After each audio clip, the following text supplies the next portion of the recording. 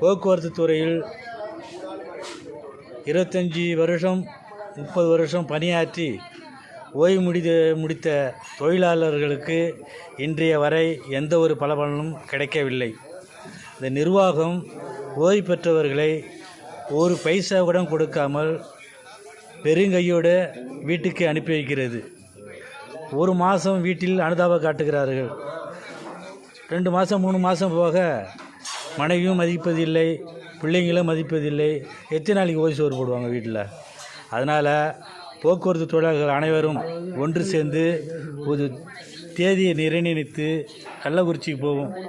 அங்கே போயிட்டு விஷ சாராயம் அறிந்து நம்ம அங்கே செத்தா கூட வீட்டுக்கு ஒரு 10 லட்ச ரூபா பணம் கிடைக்கும். என்ன ஆகினால ஒரு தேதியை நிர்ணயிக்கும். இது வரைக்கும் இந்த நிர்வாகம் ஒரு பைசா கொடுக்கறதுக்கு முன் வரல. எத்தனை பேர் இதில் ஓய்வு பெற்றவங்க உயிரோடு